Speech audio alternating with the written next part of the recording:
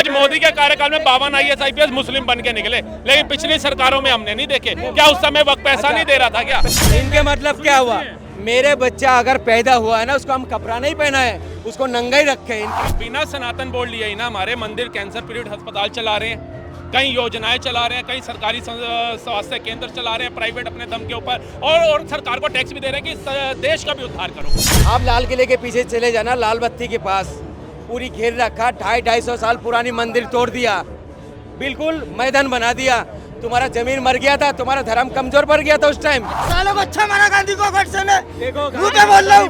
मेरा नोट रखा हुआ गांधी जी का, उसको भी बाहर फेंक, बाहर फेंक, फेंक बाहर।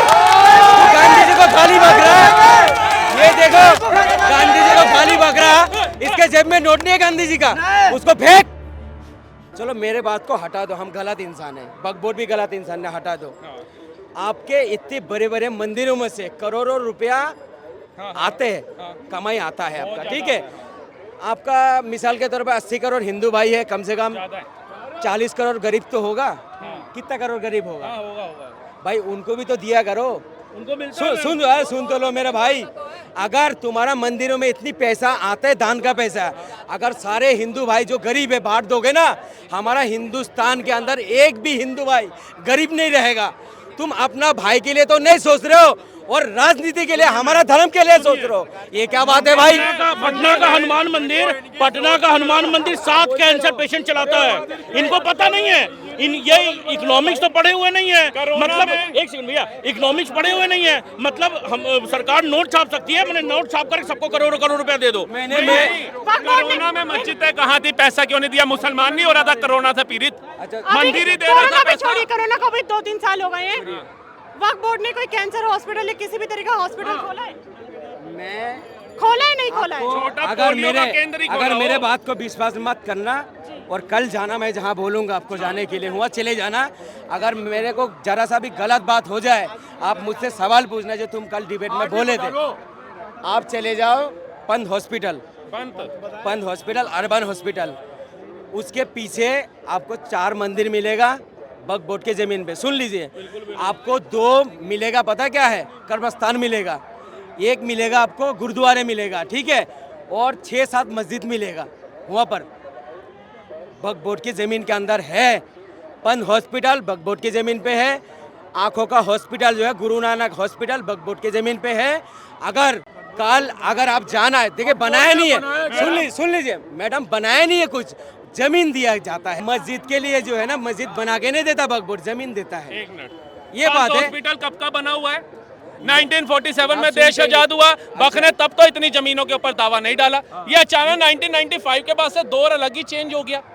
2013 आते आते 14 स्टार्टिंग में इतना जमीन आ गया, जो 1947 में 30,000 वर्ग किलोमीटर जमीन थी, वो आज 9 लाख हेक्टेयर। भाई सरकार ने ये है कि तीसरे नंबर पे प्रॉपर्टी के नाम पे वक्फ बोर्ड तीसरे नंबर पे आता है, उसके पास इतनी प्रॉपर्टी आई कहाँ से? मैम सुनिए, पंत हॉस्पिटल 1961 में बना था, 1961 में पंत हॉस्पिटल को बनाया गया था। 1954 में वक्फ बोर्ड यहाँ पर मैंने स्थापना हुई थी 1954 में, मतलब सिर्फ 7 साल में पंत हॉस्पिटल का वक्फ बोर्ड मैंने उसको वक्फ भी कर दिया गया और उस पर हॉस्पिटल भी बना दिया गया। क्या बात कर रहे हैं आप? सुनते ही नहीं हो आप, सुनते ही नहीं हो।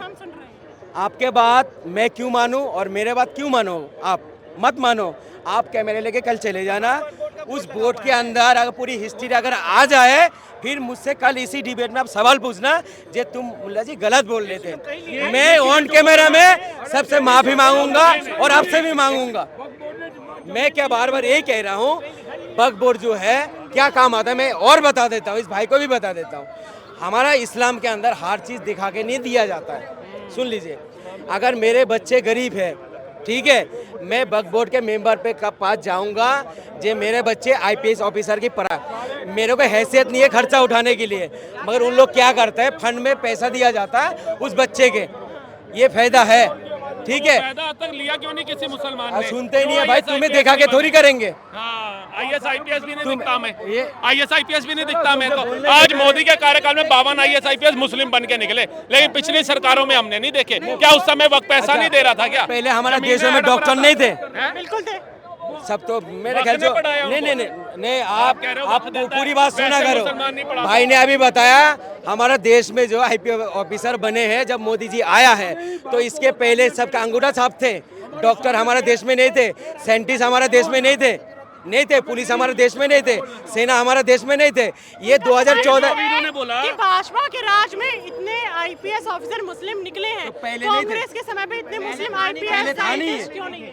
अब पूछ रहे हैं आप। आप जो है गूगल में सर्च करके देखना बीजेपी सरकार में कितना आईपीएस ऑफिसर बना मुसलमान और कितना कांग्रेस सरकार में देख लीजिए क्या दिक्कत है इनके। मतलब क्या हुआ, मेरे बच्चा अगर पैदा हुआ है ना उसको हम कपड़ा नहीं पहना है, उसको नंगा ही रखे, इनका मतलब ये है। कोई बात नहीं। और क्या बात हुआ भाई? मियां जी ये गलत बात बोल रहे हो कहाँ से आप। गलत बात देखिए बोल रहे सुनिए, हो वक्फ बोर्ड में इसीलिए तो संशोधन लाया जा रहा है। आपको एक बात पता है 2019 में 6 लाख एकड़ जमीन थी, समझे? एक सुनिए मेरी बात, गूगल सुनिए के मेरी पास बात। भी आंकड़े नहीं है 1947 से 2003 तक कितने मुसलमान आईएएस आईपीएस बने, लेकिन आज गूगल बता रहा है 52 बने हैं मोदी कार्यकाल में। सही गूगल भी करो। गलत हो गया। सुनिए सही मेरी बात, गूगल करो। सुनिए मेरी बात। ये सुन लीजिए। नाटक ओ मियां नहीं, जी, ये नाटक मत भैया करा मियां करो, जी, यहाँ सुनिए। नाटक नहीं चल रहा है। 2019 में यहाँ मैम, सीरियस बात चल इनके रहा है। पास में 6 लाख एकड़ जमीन थी, 166 करोड़ रुपया इनकम हुआ था।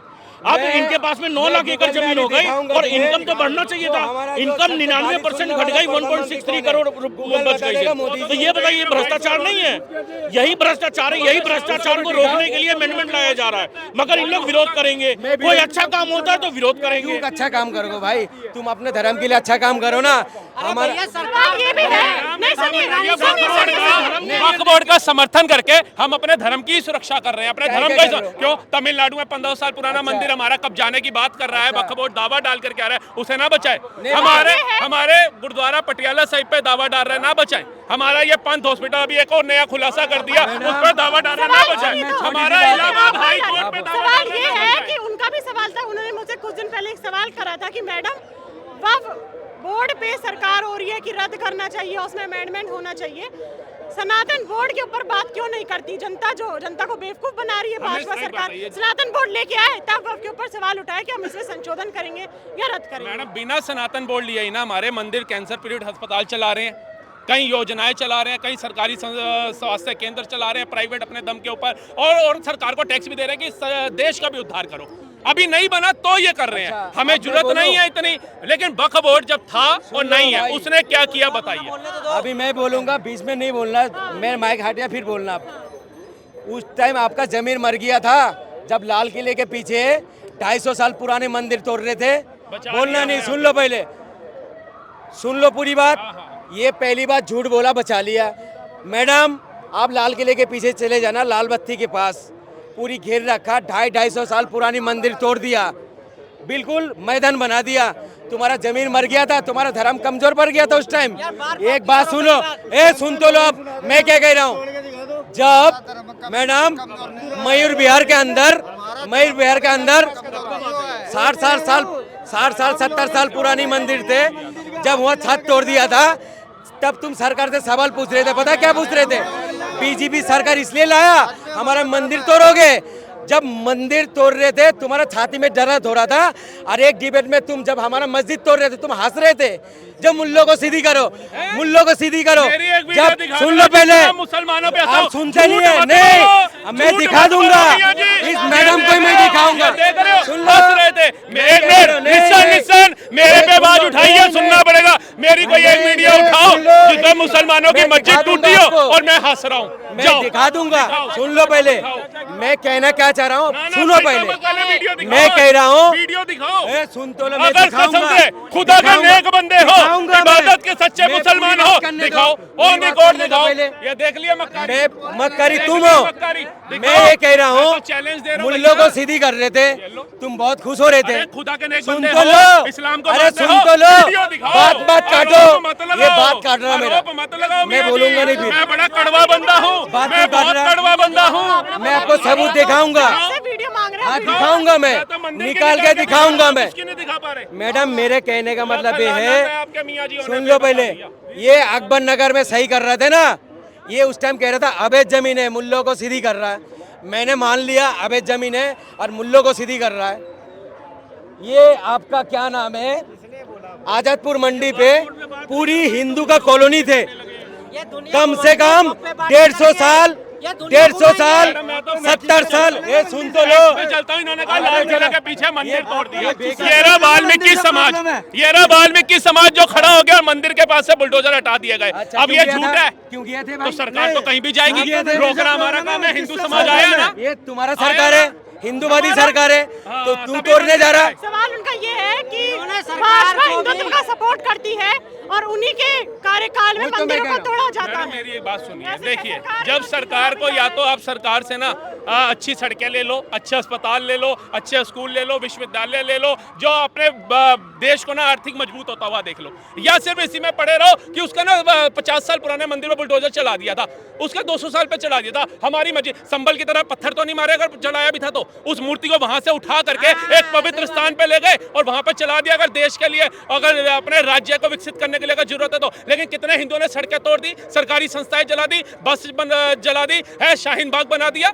आप हर चीज के अंदर संभल बनाओगे, आप हर चीज में सेना को पत्थर मारोगे, आप हर चीज में बसें जलाओगे, आप हर चीज में अराजकता फैलाओगे और बात करोगे आप अपना धर्म नहीं बचा सकते। हम अपना धर्म तो मोहम्मद गौरी से नहीं बचा पाए थे, 17 बार हमारा मंदिर लूट के ले गया सोमनाथ। तो वो लूटने के बाद भी आज हमारे मंदिर कहाँ है? खुद बोला ना, हमारे मंदिर आज भी लाखों करोड़ों अरबों रुपए में झूल रहे हैं, नाच रहे हैं, इतना दान श्रद्धालु जाकर के चढ़ा रहे हैं। अभी महाकुंभ में राम मंदिर के अंदर मशीनें खराब हो गई थी, इतना दान राम मंदिर के अंदर दे करके आए। और एक बात बताइए, जो उसके बाहर दुकानें लगा करके बैठे, क्या अडानी अंबानी क्यों लाते हैं? वो गरीब इंसान है जो रोजगार कमा रहा है वहां पर। बताइए एक मंदिर से कितना गरीब रोजगार कमा रहा है, यही आपके सामने उपलब्ध है। इनको डुबकी याद आ गया।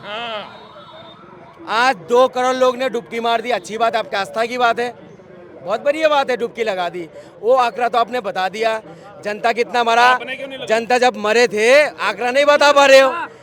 जब हाथरस के अंदर लोग मरे थे, तुम्हारा सनातनी भाई तो था, तुमने क्यों नहीं बोला? सुन लो पहले, मैं खुलेआम बताता हूँ और ऑन कैमरा में, मेरे देश को जो माहौल खराब करेगा, चाहे हिंदू हो या मुसलमान हो, जो पत्थर उठाएगा दंगा करने के लिए, कोई के मजहब को अगर बंदूक भी उठाएगा, मेरे नजर में वो आतंकवादी है, वो आतंकवादी है। गोली मार दो। देखो इन्होंने कहा हिंदू हो मुसलमान हो, है ना, मेरी नजर में आतंकवादी है, ठीक है। गोडसे कौन थे जरा बताना, गोडसे आतंकवादी को गोली मार दो। कौन थे? गोडसे गोडसे अब बोलने नहीं देगा।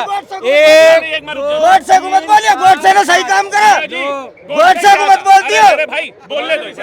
देखो मैडम इधर सुनो मैडम, हमारे देश के गांधी जी थे, बूढ़ा आदमी थे, बुजुर्ग आदमी थे ना, उस इंसान को गोली मार के मारा। सुन तो लो पहले, एक इंसान को गोली मार दिया गांधी जी को। तो मैंने क्या बोला? बंदूक उठाने वाला हर कौम हो, कोई भी कौम, हमारे देश के दंगा करने वाला, किसी को मारने वाला आतंकवादी है। गोली मारनी चाहिए। जो गोली मारे थे गांधी जी को, वो कौन थे? वो कौन थे? वो आतंकवादी नहीं थे। क्या बताओगे मेरे दोस्त? सुनिए गांधी, अरे सुनिए ना, जब देश का विभाजन हुआ था 10 लाख लोग उससे ज्यादा मरे थे, ये गांधी जी की वजह से। वो उसका जिम्मेदार कौन है? 10 लाख, यहाँ पे तो 1 मरे थे, मगर कौन सा किताब में लिखा हुआ है कि नाथूराम गोडसे आतंकवादी है? एक किताब में बता दीजिए, किसी किताब में नहीं। मगर आतंकवादी आप कैसे बोल दिए? फिर इनकी सोच में है। बहुत अच्छी बात बोला। आप क्यों नहीं सुन रहा भाई? नसरुल्लाह महान था, ये सब महान थे। मैं मैडम मेरे बात सुन लीजिए, ये भाई ने अभी बोला बहुत अच्छी बात, खुद ही फंस गया। जो इतने लोगों को मार दिया था इसलिए गांधी जी को मार दिया, यही बोला ना भाई ने।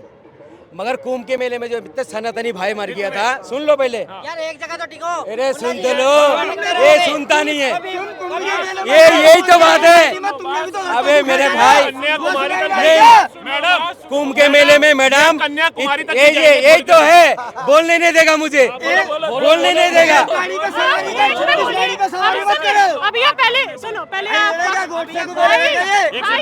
गोडसे हमारी बिरादरी का फाड़ के सुखा देंगे, गोडसे को कोई बोल देगा तो। सुन लीजिए, दे दो, सच बात बोलोगे फाड़ देगा, चीर देगा। मैं कह रहा हूँ कुंभ के मेले में जो लोग मरे थे, उसकी जिम्मेदार कौन है? सालों को अच्छा मारा गांधी को गोडसे ने। देखो मुंह पे बोल रहा हूँ। अगर तू बेशरम इंसान है ना, तो तेरा नोट रखा हुआ गांधी जी का, उसको भी बाहर फेंक, बाहर फेंक, फेंक बाहर।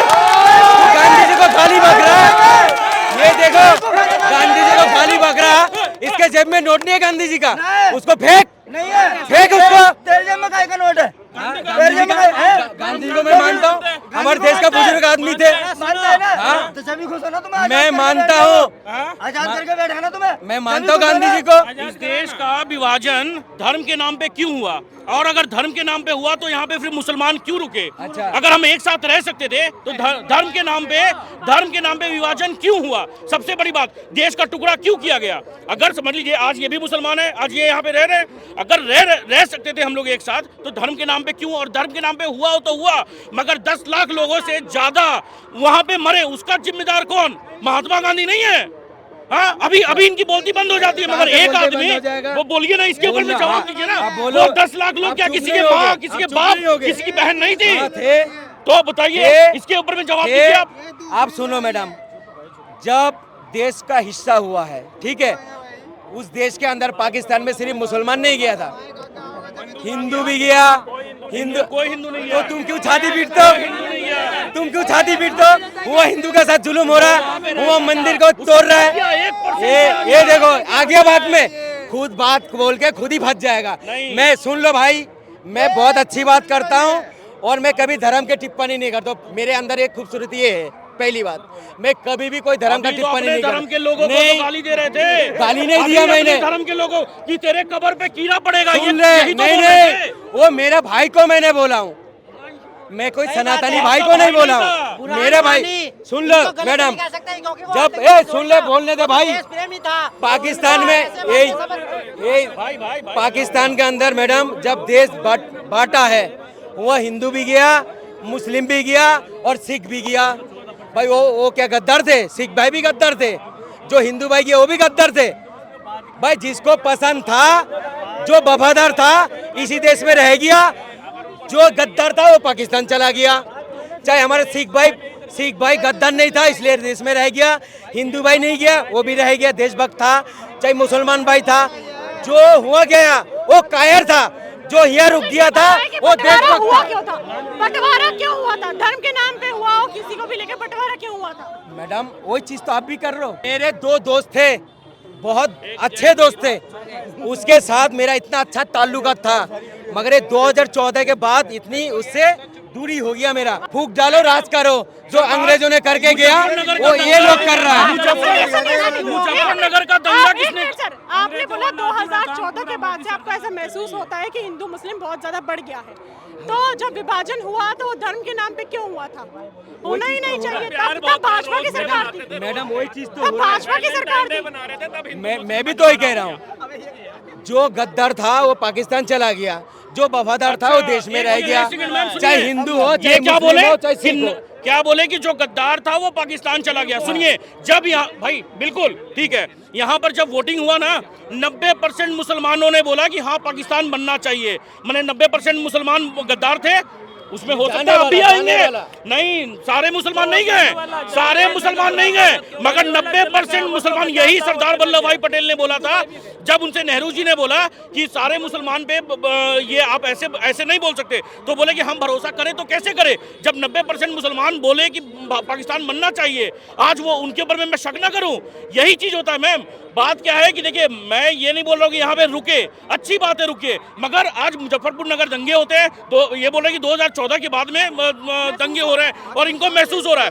कश्मीरी पंडित को किसने भगाया? मुजफ्फरपुर नगर दंगे किसने करवाया? संभल का दंगा किसने करवाया? और भी हर जगह दंगे, नूह में, मेवात में दंगे किसने करवाया? ये सब कौन करवाता है? अगर आज हमारे शोभा यात्रा पे अगर पत्थरबाजी होती है वो कौन करता है? रामनवमी में पत्थरबाजी, हम तो इनके क्या ताजिया जब इनकी निकलती है हम दूर खड़े होकर हम देखते हैं, हमें अच्छा लगता है, हम ताली बजाते हैं, मगर ये लोग पत्थर क्यों मारते हैं? मेरा यही छोटा सा सवाल है। मैं कह रहा हूँ कश्मीरी पंडितों के साथ बहुत गलत हुआ, मुझे बहुत दुख है, मैं ऑन कैमरा में कह रहा हूँ।